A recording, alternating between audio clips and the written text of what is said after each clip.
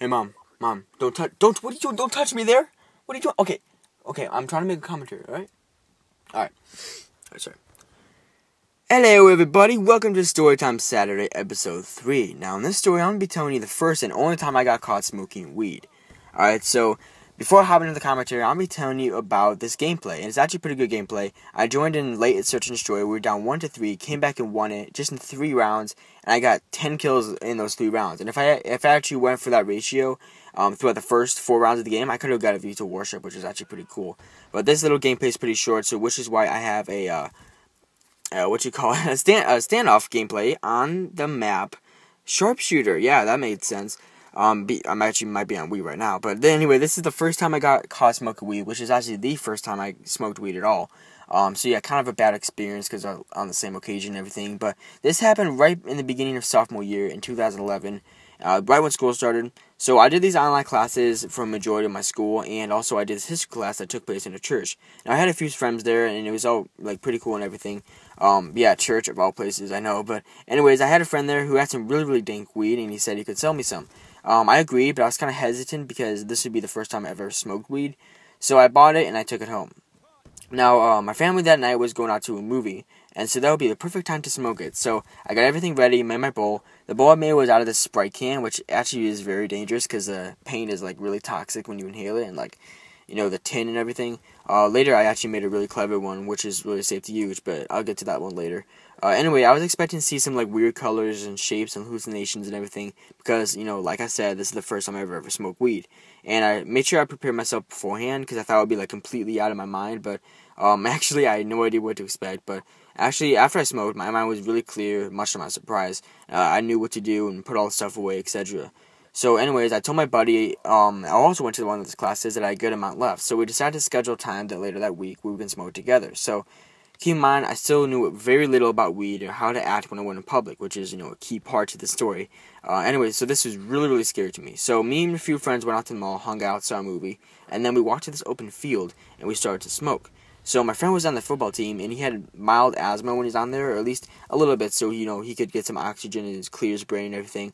So he had a little inhaler, and we put tinfoil over the top of the inhaler, poked some holes in it with a tack, and then so the smoke would get through, and then we put some of the weed on top, lit and inhaled. So we were smoking about 10 minutes maybe. We heard some voices slowly approaching us, and we were smoking behind this like solid fence, so we really couldn't see what was going on behind us, and thankfully no one really spotted us. So after that, we decided to move because that apparently was a too, you know, high traffic area. We went back to my buddy's house and we smoked there for a little bit. We were chilling on the couch when I took my first hit, and his mom just so happened to come right home, like right then, and we thought she would catch us. So we went outside and smoked there instead. There just so happened to be a cop that showed up about 2 minutes later into the smoking session.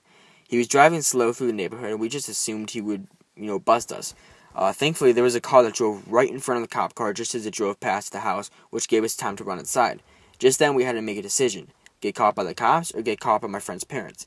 Either way, I'll be in severe trouble. So, obviously, we went with getting caught by the parents option. So we went inside. Well, I already inhaled, so I didn't want her to know I was smoking, so I held it in for about like 15 seconds. And if I exhaled, she would know I'd been found out, like that we were smoking and everything. She would see the smoke, get all mad. She walked right past us while I was still holding my breath. My friends were like basically covering my mouth, trying to make sure I don't exhale this or cough or anything. Keep in mind, this is the first time I've smoked, and it was almost impossible for me to hold it in. I started gagging and coughing and everything. She came back to see if we were alright, and then she saw the smoke going everywhere from my cough. She found out and decided to call our parents. So she knew the group I was with and all the people were there, because after all, we were with that little class, the history class I was talking about. But this is the first time I really met her. So she was like, give me your parents' phone number. I was like, okay. So I gave her my parents' phone number, but this was actually my friend's phone number. So I called my friend and pretended like he was my dad.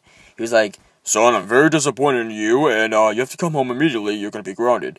So I was like, okay, that actually worked pretty well because she fell for it. So my friend's mom drove me to my quote-unquote home, which was actually my friend's home. So yeah, we pulled up. I was kind of nervous that I didn't really tell him on the phone that we were actually going to his house, so I didn't know if he was prepared or not. So I got inside, and my friend didn't know I would actually show up.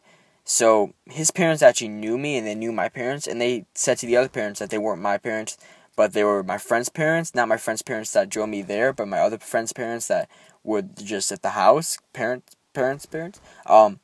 Sorry, but I then just admitted what I did. I gave them my parents' address, and so the new group of parents, along with my friend that I called, drove to my house and told my parents what happened. My parents were basically in shock because I've been such a sweet child for all these years, and they would never expect anything bad for me to do anything because I was always innocent. This is the first time I've ever done anything like illegal other than download music on the internet.